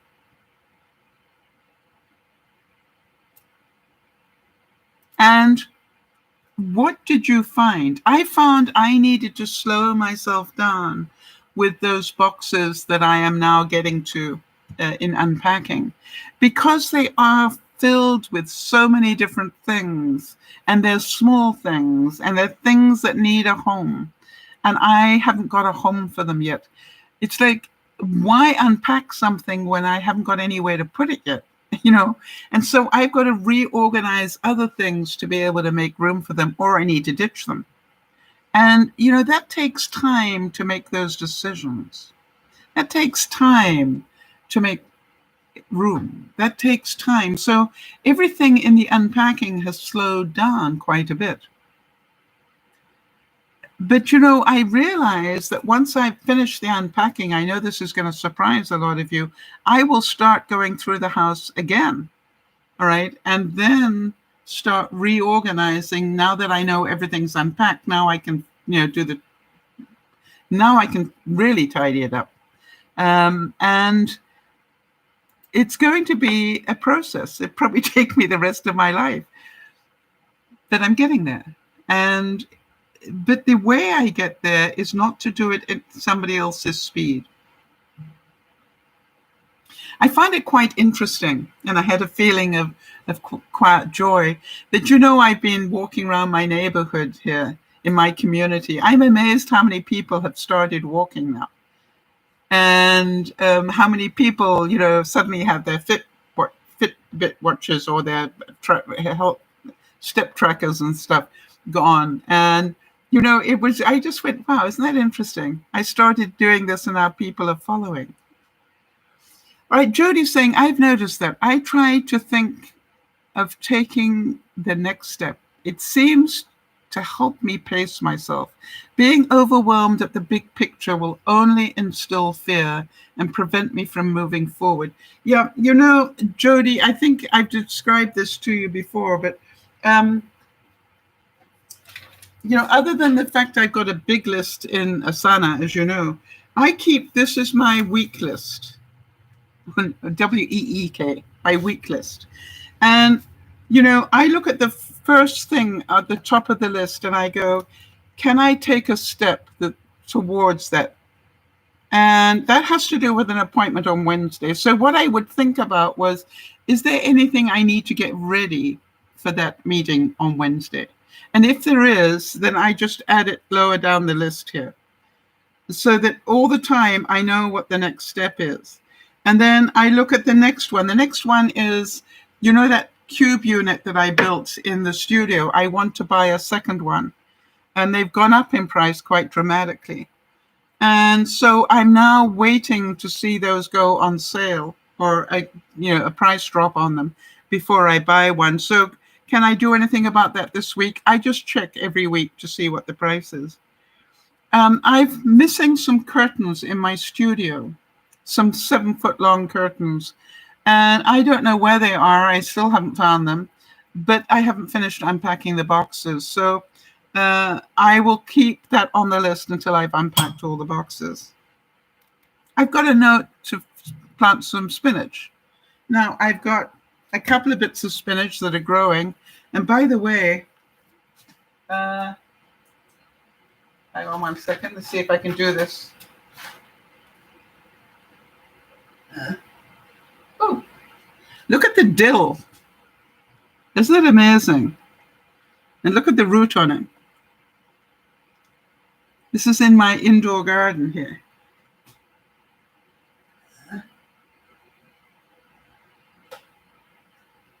And, oops, there's the basil, or basil, I think you call it in America.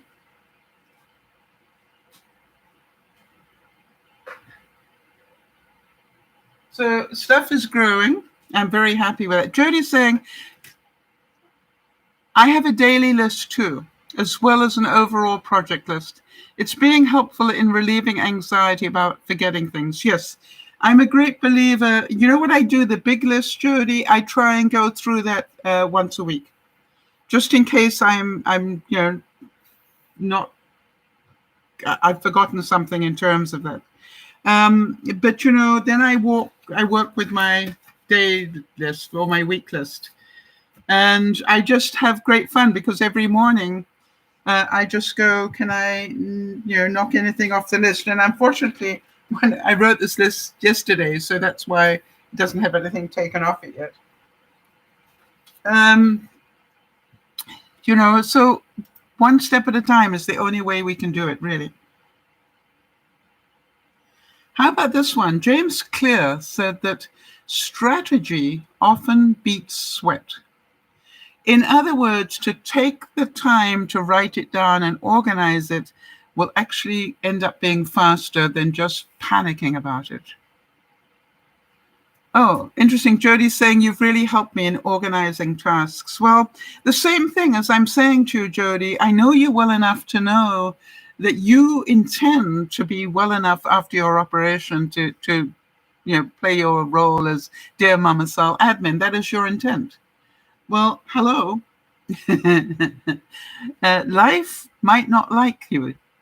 You know what I mean? It's you might end up, especially a few days after the operation, you might not have the will or the ability to be able to do it. Your brain might not be functioning. And we know that's a challenge at the best of times. So to me, it's like have plan B and plan C ready.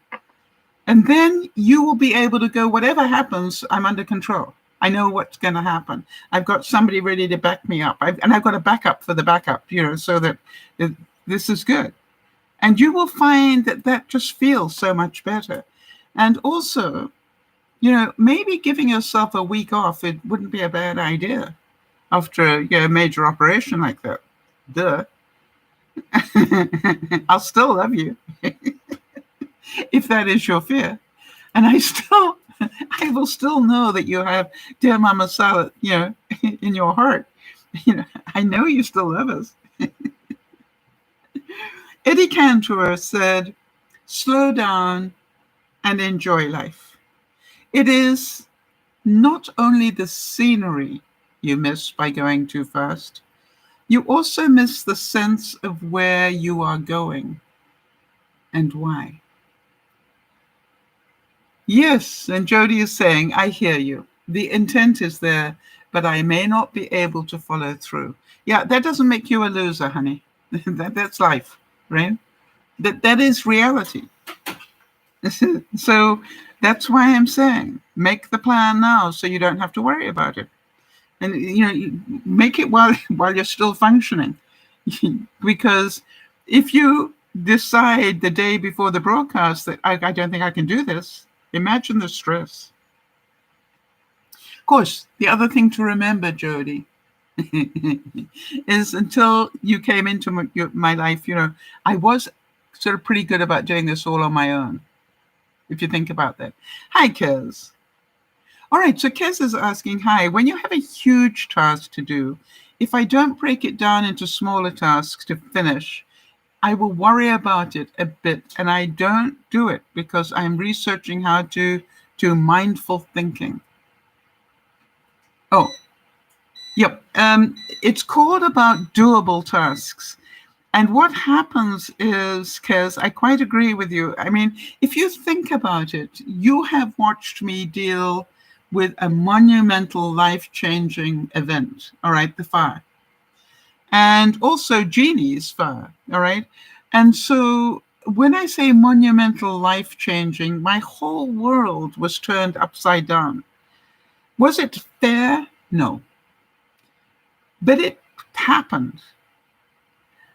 And, it was difficult. But you have watched me go through that. And you have watched me systematically take step by step to put my life back together again. And I want to tell you that my little project that says insurance has got so many subcategories under it, but they're getting smaller now. All right, because I've dealt with a lot of them. We still have this issue of the jewelry to deal with. We still have the final things with the Renault stuff to deal with.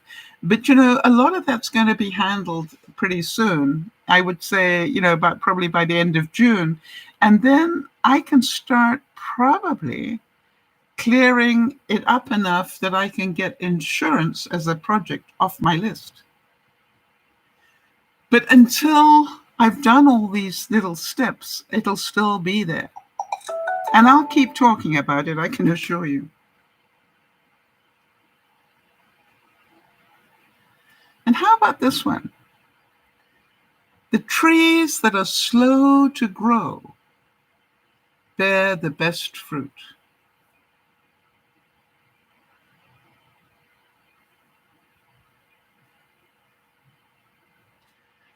And this one, I think, for all of you who are people pleasers, hear this. We need to learn the slow yes and the quick no. When somebody asks you to do something, think about, are they trying to delegate this to me? Are they trying to get me to do their job? I'm amazed how many people used to do that to me. Oh, I wonder if you could go to the store and get me X, Y, and Z. I used to do it early on in my life. And then I learned, no, they're more than capable of going to the store and doing that. How many people ask me for information that they could easily look up on Google as easily as I can?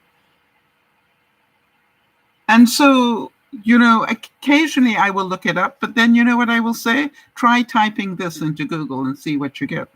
And I thought the third one down was a good answer. Yeah. So think about that. How often do you say yes when you mean no? And then feel like you're a victim to the yes. And you created it. You said yes. And you said yes quickly. And that's why it says, okay, learn the slow yes and the quick no. Normally, I would say yes, but my answer today is no. And remember, you don't have to justify it. Mindfulness is a state of mind you only can get to if you slow down. Mindfulness is a state of mind. So people will say to me, oh, but you have to do this by Friday. No, I don't. Yes, you do. No, I don't have to do it. I don't have to do anything. Now, I may choose to do it by Friday. That's my right. But, you haven't bothered to check if there's anything else in my life going on. It may not be possible for me to do it by Friday. Very good point, Jody. Jody is saying that's a surefire way to build resentment, saying yes when you mean no, and then being a victim to the yes. Yeah, absolutely. And I used to do it to myself all over the place. And, it's difficult to get out of the habit, quite honestly. But once you learn to do that, it is amazing the difference it makes. Now, here's another tip I'd like to give you. Do any of you have Alexa? And if you don't, you probably, I would think most viewers have a smartphone. I have started using... Here's something I found on the web. According to termpaperwarehouse.com, in America... Alexa, stop. I mentioned her name and she turned on. I'm sorry about that. But you know what I've started to do that is really helping me a great deal is I've started setting 1-hour alarms during the day.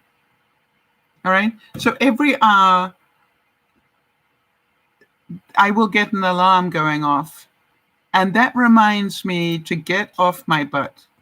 Doesn't matter if I haven't finished what I was doing on the computer. It's called, you've been sitting for an hour. Now get off your butt and walk. Do something, tidy up, clean up, do whatever. Because you've been sitting for an hour. I actually, a lot of the time, set that alarm for 30 minutes. The first one I will set for an hour because normally first thing in the morning, I need to be slow and make sure I've checked the emails and things and done, written a list of extra things that need to be done. But after that, I shouldn't need more than half an hour sitting at the computer every time I stop. And then what I do is I just keep progressing on the things. And that's the other thing I do, right? I keep the computer stuff for the times when I need to stop and take a break. So I'll make a cup of coffee and sit down and take the next step at the computer, but only for half an hour. Then I get up and then let me go and move those muscles. Let me move that body. And I do find that helps. All right, interesting. Jody's saying, I did the same thing. I set an hour alarm to walk for 10 minutes during the day. So Every hour you walk another 10 minutes. Is that right, Jody? That's a very clever way of putting in a lot of steps. That is, to my mind, I do mine in 2 lots. I try and do 1 lot of morning exercise, except on a Friday, for half an hour, and then another half an hour in the evening, because I know that will keep me with the right number of steps. So, and quite honestly, you could do it this way Jody's doing it, if you've got that ability, is to do just 10 minutes every hour. Most people haven't got the discipline to do that, Jody. That's the interesting thing. My problem is I am doing the steps, but I'm still at only, I think I've taken 3 inches off my waist, but that's all. So guess what? The reality is that I still feel like I'm not progressing, but the truth is somewhere I am eating the wrong stuff. And I'm going, I really don't feel that I'm eating that many carbs, but I must be. And yesterday I checked and it wasn't.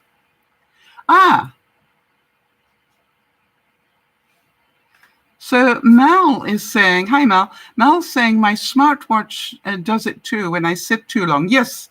Normally the smartwatches will give you a little bleep every 50 minutes or so. Yeah, good point. Mine does as well.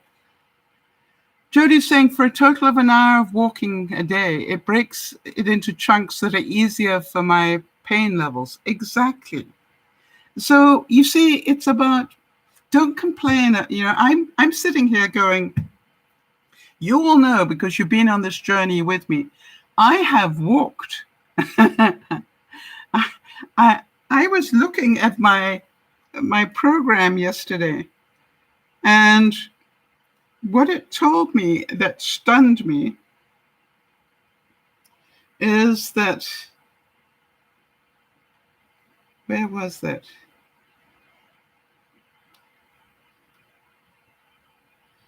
Oh, it must be on the computer version of this, but last week I walked nearly a full marathon.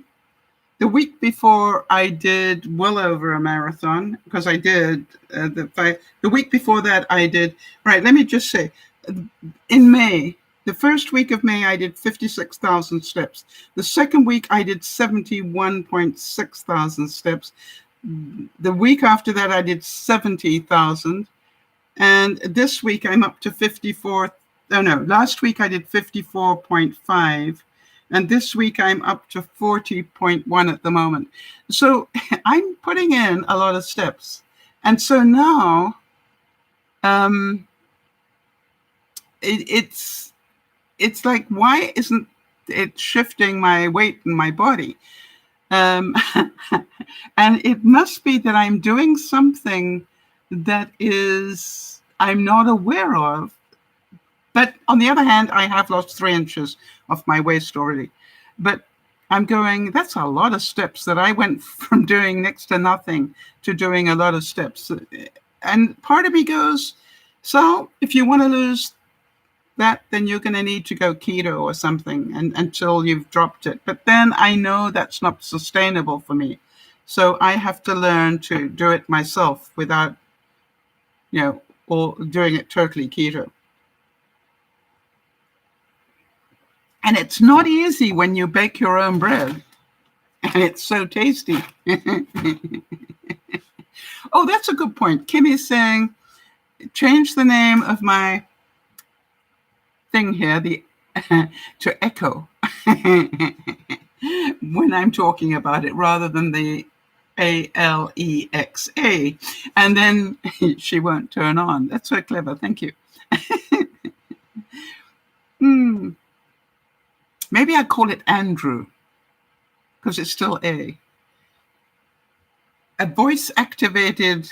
Can you imagine when the Jetsons had something like that years ago, and we all rolled our eyes and said, yeah, you're going to be able to talk to something and it's going to tell you the weather and what the news is. We'd have gone, yeah, right. And by the way, I really didn't like that machine when I first got it because I couldn't understand it properly. But I am actually quite amazed how many times a day I ask it to help me with something like, what is the outside temperature, or how long do I need to cook meat for? It's amazing how many times I'm just busy and I'll just ask her and she gives me an answer.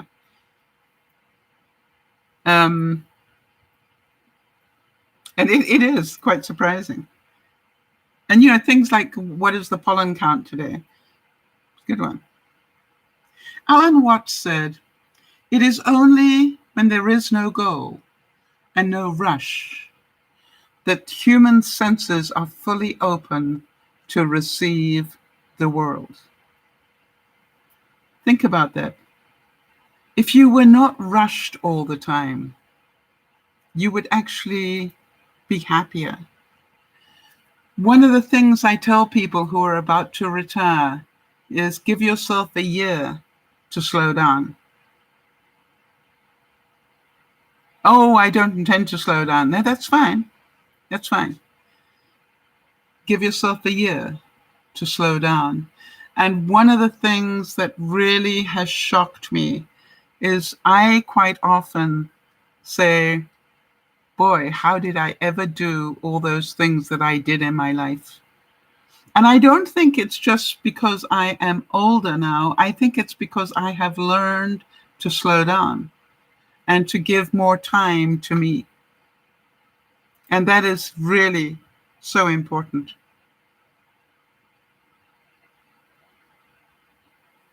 There is no hurry, and in a way, there is no future. It is all here, so take it easy. Take your time and get acquainted with it. When I look at, for example, Jodie's issue about having this operation, I am certain that all sorts of thoughts are flooding in for her.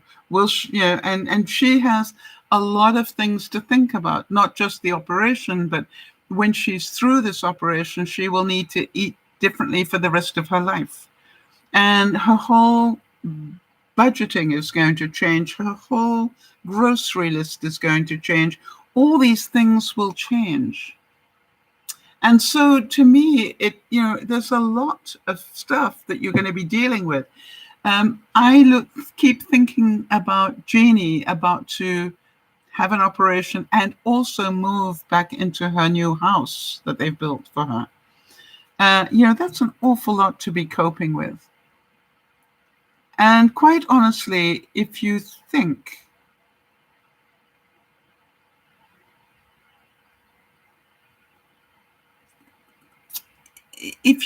you can cope with it all, you're kidding yourself, because you can't. Get it out of your brain, down onto paper or into a system in your computer. I think one of the things that I don't know about anybody else, but I use an online system to hold all the things that are in my head, or most of them. And I'm amazed how many things I have in there, and in any given day. As I walk around, I'll think of something that I want to add to a broadcast, and I will put it into the system. And, I will keep putting stuff in. And then when I go to plan a broadcast, I will then sort out what I want to use.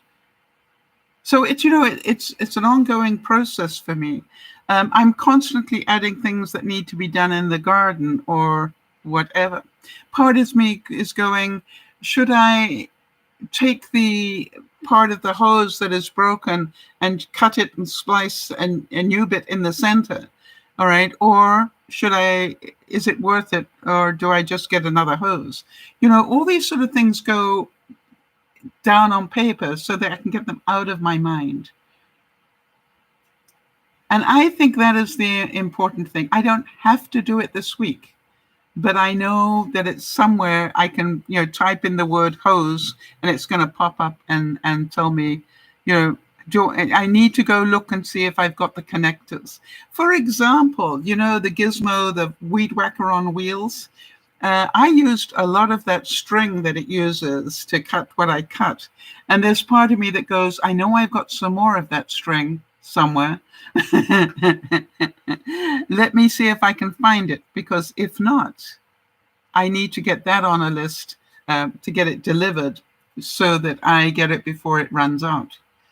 An errand is spare. So there we go. So people, I hope that you found some value in today's broadcast. One of the, I would like to say, jigsaw pieces of everybody I talk to, they want to be happy and they want to be in control, but they don't realize that they create their own hell. They create their own sadness with their expectations of themselves, with their expectations of others. And by the way, I had the joy of hearing from two people that I helped, study for entrance exams into important colleges. And both of them are, well on their way to their new career. And it's just like, I realize that I can teach them what I want to teach them. But, I cannot be there on the day of the interview to control their fear. And that's why I spend a lot of time teaching them how to control their fear of the interview day itself. And that, to me, is the most important thing we can do. Life throws us a lot of problems. Being able to control them in your mind will make the difference between heaven or hell. This is DearMamaSal saying, love you dearly.